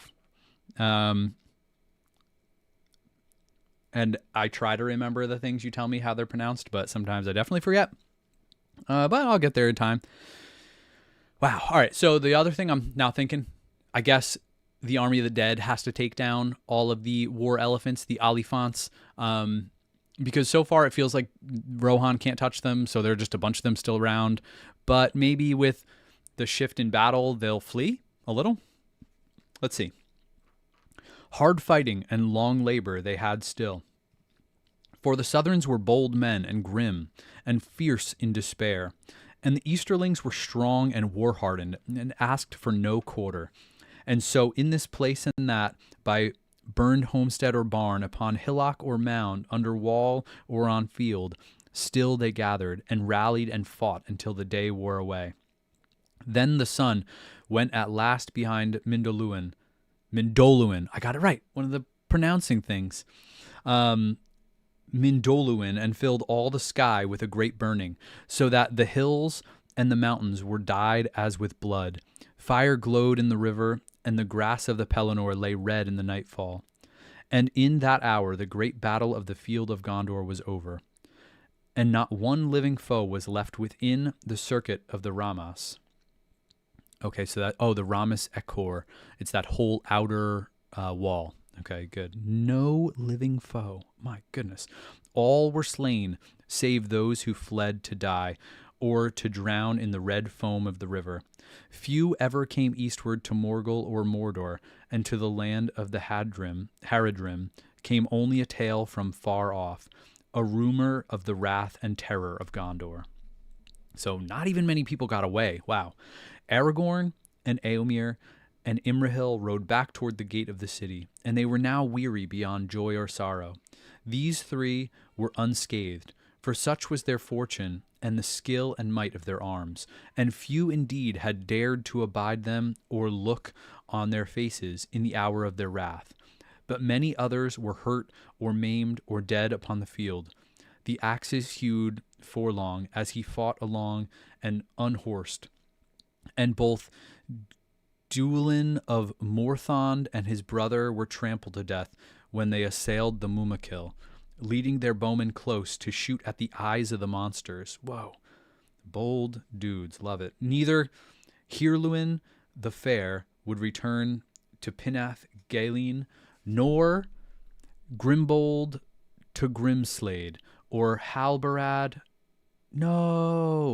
to the Northlands, dour-handed ranger.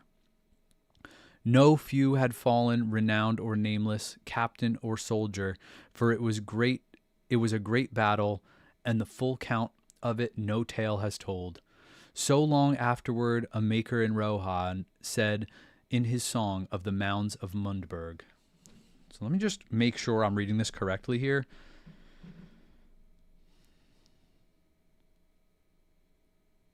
It's saying these are people who would not return. So Halbarad is dead. Oh man, that is sad. I was hoping we'd be done with the death there. But at least Eowyn's not dead. Whew, that was a close one. There's hope there, at least. Oh, and it looks like this is where it ends. We heard of the horns in the hills ringing, the sword shining in the south kingdom. Steeds went striding to the stoning land. As wind in the morning, war was kindled. There Theoden fell, Thangling mighty, to his golden halls and green pastures, in the northern fields never returning. High lord of the host, Harding and Guthlaf, Dunhir and Deoin, Dowry, Grimhold, Herfana, Herfara and Herbrand, Horn and Fastrid, fought and fell there in a far country. In the mounds of Mundburg under mold they lie, with their league fellows, lord of Gondor. Neither Hirluin the fair to the hills by the sea, nor Forlong the old to the flowering vales, ever to Ernach to his own country, returned in triumph, nor the tall bowmen, Derufin and Duelin, to their dark waters, meres of Morthond under mountain shadows, death in the morning and at day's ending, lords took and lowly. Long now they sleep under grass in Gondor by the great river, gray now as tears, gleaming silver. Red then it rolled, roaring water. Foam dyed with blood, flamed at sunset, as beacons mountains burned at evening. Red fell the dew in the Ramis Echor. Well, poorly read, if I'm honest, because I don't know how to pronounce all those words or say the rhythm of that poem. But great words all the same, and I love that they the people of Rohan remember people in song. It's kind of like we saw Treebeard did to the hobbits. He added them to the song. It's like saying, hey, the Ents are not going to forget you. We're going to add you as a people to our song. It's like there's a great honor there. And I feel like we're getting a similar honor to all of these men who have fallen with their crazy Oliphant attacks and bold courage. It's cool. Cool way to end. And we hadn't gotten a lot of songs recently, just like one stanza at a time. So this is a nice big song. And that ends the chapter. Oh, man. The Battle of the Pelennor Fields. The Pyre of Denethor. Quite a way to end. Wow, that was a good chapter. Much chaos. Disappointed we didn't see Gandalf. I thought we were going to, because I thought he was going to come out and battle a little, or there was something else going on. But then I don't want too much of the movie to tell me what's going on. But now I'm curious with the Pyre of Denethor if this is going to bring us back in time, and we're going to redo the battle, but from inside, from Pippin's perspective. Also, there was one line in that song that I thought, as beacons mountains burned at evening. I guess that's just saying sunset, right? Okay. I thought maybe that was going to be like the Pyre of Denethor. Maybe we'll see. We'll see. Oh, thank you, Maya Kilo, for saying that was almost perfectly. At a certain point, I had to just kind of pronounce the names and go for it quickly because it was going to throw off the rhythm of the reading. I can't be stumbling over every letter. I'm sure they would forgive me that. And some of those people, I can't remember if we heard about them before, or if we kind of knew them. That's like a weird thing in some of these chapters where there are characters we don't really know, but we've heard them mentioned. And I feel like if it was a movie, or maybe even better, a show where it could really take its time, you can get to know some of these characters, you would recognize them from being in the background or interacting a little bit. But here, you kind of forget about the people that aren't explicitly mentioned as interacting with the main characters. And so I feel bad some of that, where even the standard bearer, shield bearer, who's going with Theoden, I felt like he changed, but then he died. And I'm like, oh man, this is sad. But then I thought, wasn't his name something else? So it feels like some of these people, it's nice to get proper recognition where they can come back into our memories. And then maybe that's where I could really appreciate that on further reads. So a second read, unfortunately, I'll know if they're going to die, but they'll be more familiar names. Hama, he's one of those guys that I felt like meant a little bit more now, partly because in the books, he was a character, he was a little more known, and he did show up in the movies too, and even his son in the movies. So he was a little bit more familiar. So then his death meant a little bit more. But I feel bad that some of these deaths don't mean quite so much. We didn't get to see the noble deeds in battle that some of these men had. And speaking of things we didn't get to see, we didn't get to see Legolas or Gimli taking down Oliphants or anything of the like, counting their kills. Last time I talked about epic quotes, at the midnight showing of Return of the King, it still only counts as one. Great line. Killed. The theater was going wild at that one. And I've quoted that in normal life plenty of times. It applies to many things. Kind of, if you stretch it enough. But I was sad we didn't get a little bit more of that. There's still some hope we could hear some recounting, because I feel like sometimes that happens where, didn't we get that up at, let's see, in Isengard, right? They are having that moment where Theoden and Gandalf, they go up to have lordly talks, and Aragorn's like, no, I'm staying with my boys. And then they hang out and they smoke and they're eating, what's the thing Gimli loves with the salted pork? So they're just telling stories, catching up. I'm hoping we get a good debrief with the boys to kind of catch up on things that have happened. And then we might hear some of these stories in the past tense. Here's what happened. This is the thing I did. Oh, Legolas, did you see how crazy that was? I can't believe you took down the Oliphant all by yourself. So I'm hoping we do get a little bit of that. Weird that it didn't really mention much about the men. Yeah, the men of the dead. Did it mention them at all? Like, it kind of said they took over the ships, and the ships arrived, and there was a shift in the battle because it was a morale thing. But we don't really hear about them going around killing things. They weren't mentioned in the song. It really is just talking about Aragorn and his rangers and some of the other people that went with him.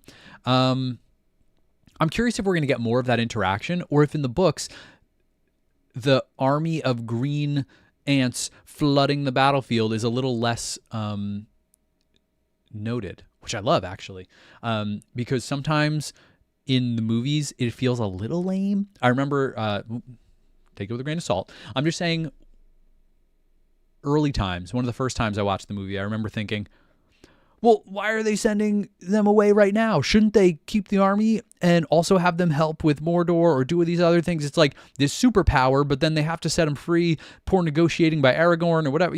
It felt like a little weird. So I kind of like that they didn't have a big role to play here. In the same way that I like that Gandalf showing up to Helm's Deep didn't have as big of a role to play. The battle had already shifted there, and it felt like they were going to win in Helm's Deep even without that, and that was just the final blow. Here, they weren't going to win without Aragorn arriving to help, but I like that it wasn't some random army of death. It seems like the army helped them take over the boats and then left, and then Aragorn and his men took it from there. Am I correct in that? Maybe we'll get some more on that. All right, let's see. They weren't there. No dead army. No dead. Excellent. So where'd they go? It was just to help them get on the ships, I guess. And that, worth it, necessary, important, still huge. No hating on that. Let's see. Yep. All right. Yeah. Movie Legolas was too powerful. Don't get me wrong. That was a little much. Shooting an Oliphant in the head and then doing a slide down the trunk and landing. It was a bit aggressive. I do understand that. Did I love every second of it? Absolutely. But it was a little bit much. But yeah, I do understand that being a little much. Wow. Yeah, sorry, Sarah. I'm terrible at reading the chat, but now I'm getting all the answers I need. Sometimes I have to just let my thoughts reach their final conclusion, and then I can see how right or wrong I actually was.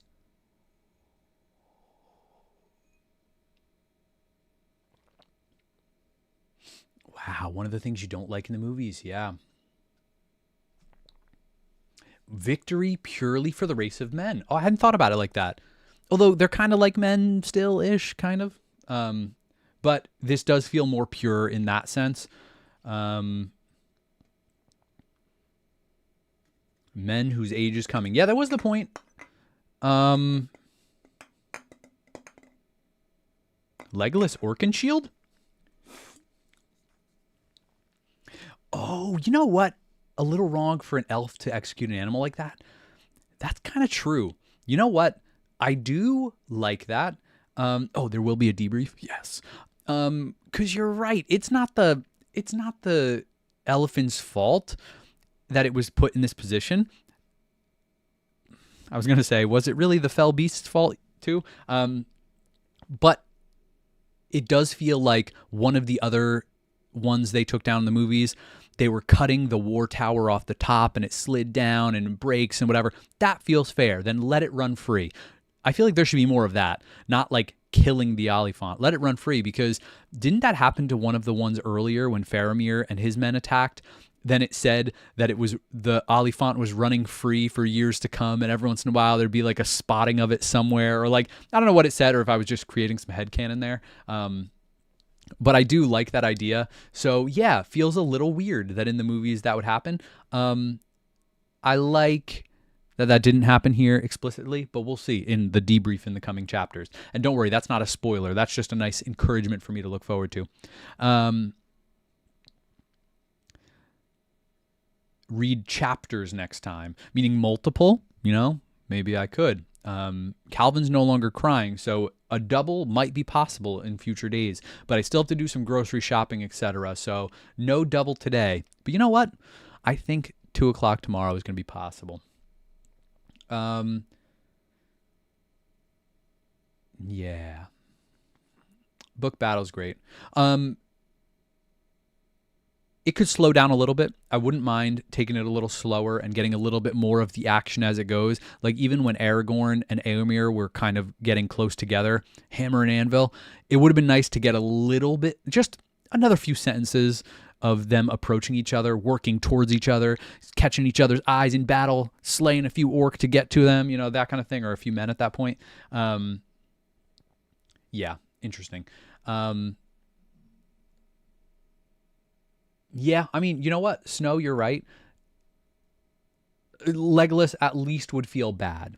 Elves aren't vegetarians, but I'm picturing Avatar, where they kill animals, they hunt, but they like thank them for what they've given. And maybe we should all be like that on some level. Like death shouldn't be taken lightly.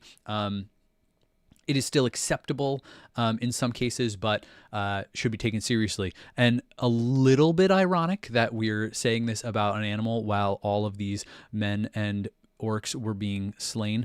Orcs, easy, because they are evil at the core and maybe have no capacity for good. But there are a lot of men in here. And I'm thinking of the men that were deceived by Saruman, that after Helm's Deep, they kind of realized this was a propaganda war, and they maybe didn't fully realize. They're like, oh, Rohan's not as evil as we thought, huh? Were any of these men savable?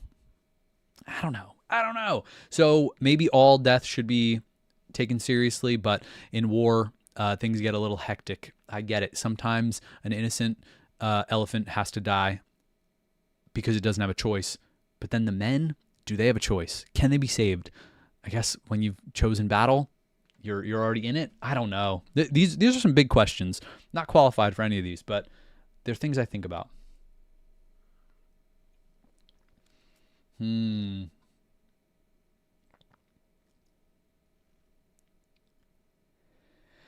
Yeah, interesting. So Jackson in the movies made Mordor so powerful, and Gondor felt weak, so they needed the dead army. Um, Kind of fair, but he still made Rohan feel big. But maybe the scale just feels a little bigger in the movies. Um,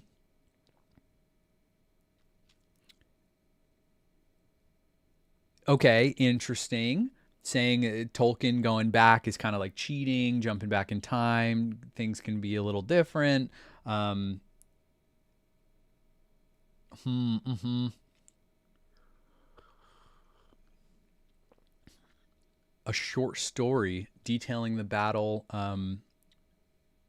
Yeah, from a normal soldier's view. Hmm. Yeah, interesting.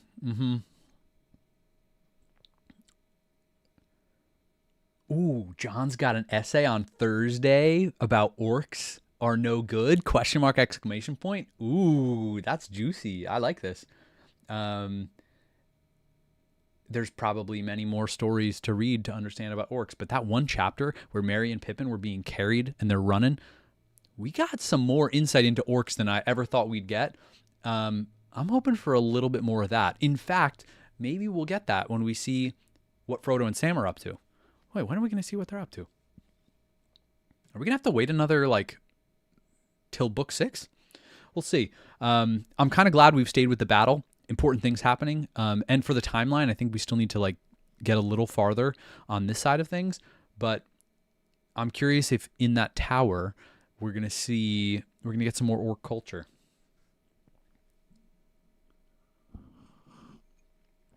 All right. Morgoth had a lot of the eastern southern men manipulated. So kind of tough, you know? And yeah, you're right. These were questions asked by Sam in Two Towers. Exactly. In the movie, it was credited to Faramir. But yeah, these are the kind of questions I guess Sam has planted in my head since then, specifically about this story. Hmm. Hmm.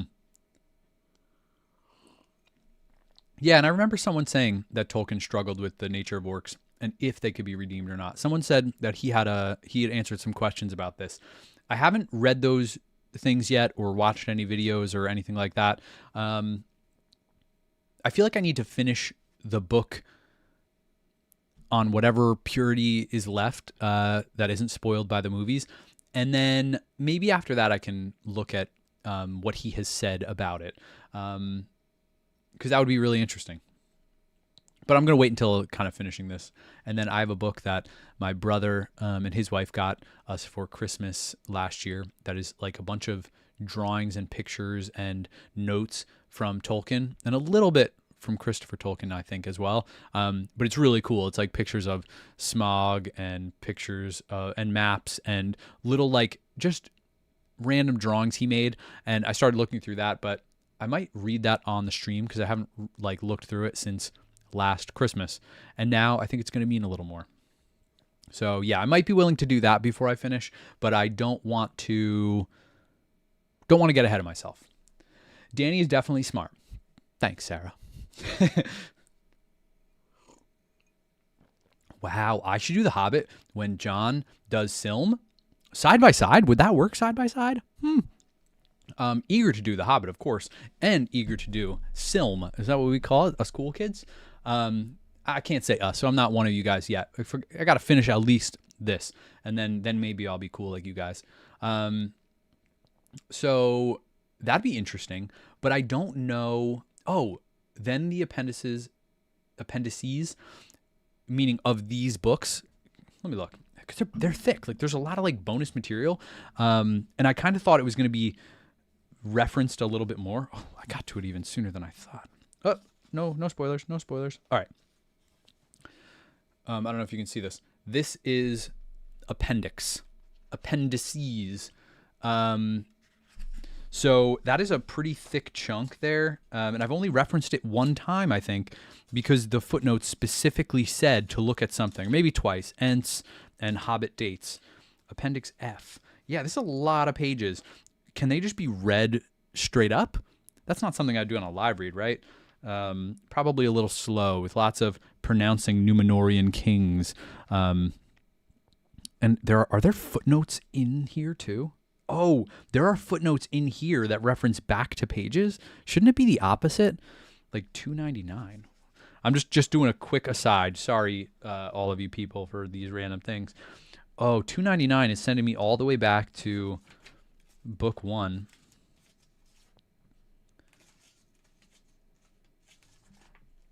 So this is one of my favorite pages, actually. The very work of J.R.R. himself. You guys can see that? Yeah, like great drawing. And yeah, in the margin, I wrote, "Oh man, this is sick. Love pictures in a book." I mean, yeah. The Mines of Moria, the entranceway, super cool. So this is the page that then in the appendix, it just said it had a footnote for 299. Oh, shoot, I lost that page. All right, I'm a little dumb. It says 229. Maybe I just really wanted to see that picture again. But I love that it's referencing it in reverse, because that means if I go through the appendix, this one is during many meetings. It's one of the long poems. The voice of Bilbo, faint at first, then clearer rang the words. So I guess it's going to give some additional details on that, or something mentioned in the song. Okay, so that'll be cool. Rather than footnotes being in the book telling you to go to the appendix, it feels like the appendix was made after the fact, so he writes notes there to send you back to the book. That'll be kind of fun, because then as we go through, learning new things, new lore, we jump into the books and see where it applies specifically. Not to mention we'll learn things in general.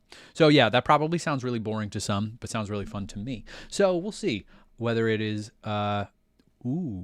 Celebrimbor drew those runes. You're right, not J.R.R. What am I thinking? Important information on the backstory of future characters in Appendix A and B. All right, good. Some are readable, some are just lists. Yeah, so it'll be a little back and forth, maybe a little bit of both. Yeah. And of course, me and John are going to start our a cappella group of singing through these chants. I don't know if you guys know this, but John was in chorale in high school. So he was out there crushing the singing. Don't let him fool you. And I never sang, not in public. I don't do it. That's my siblings only. But for a proper Lord of the Rings song, might be doable. I do love a good sea shanty. It's one of my guilty pleasures. And some of these have the cadence of a sea shanty. So when I'm not on a live stream, sometimes I try to create a little bit of that, get a melody going, and give a little rhythm to it. So it might happen. It might happen in the future. And Ryan's even offering some music. Oh man, I mean we're ready to do this then. We got all the parts we need. That would be pretty great, and I think we got to make that happen. That would be really fun, actually, and probably like terrible in some ways. But I think a lot of these songs, and that's why I think of sea shanties, you don't have to have an incredible voice to pull it off. It's kind of meant for the everyman. I'm thinking of sea shanties where the sailors just got to keep a rhythm when they're pulling up the sails or rowing or doing something that you got to keep everyone in line. And it's, you might as well sing a song. You don't have your phone playing music or an iPad or a CD or a record. See, I was going back in time on those music playing devices. So singing with your voice is all you got. And if a sailor randomly while doing a chore can sing a song, or someone going to war can chant a chant, I think me and John can pull it off. I like the sound of this. The dwarven ones in particular, they get me. So maybe we'll find some of those in the appendix. All right. I think, let's discuss that, Ryan, on Discord. I keep forgetting to go over and check out Discord. I'm so tech unsavvy. This feels like a good place to end it. 2 hours worth and a plan for a future album. Sounds great. Almost done here. Guys, thanks for watching. Thanks for sticking with me. Good chapter. I'm going to have to process some of this. And Theoden and Snowmane. I'm I'm pretty excited for the next chapter, Pyre of Denethor. I'm not going to talk about expectations for it yet. I'm going to start the stream tomorrow at 2 and talk about the expectations then. Yes, I'm going to be thinking about it nearly constantly until then, but I'm not going to say it out loud till tomorrow. Thanks, guys. Cheers. Bing. Wow, that hit off this and made a bing noise. Hope you all heard that. Bye, guys.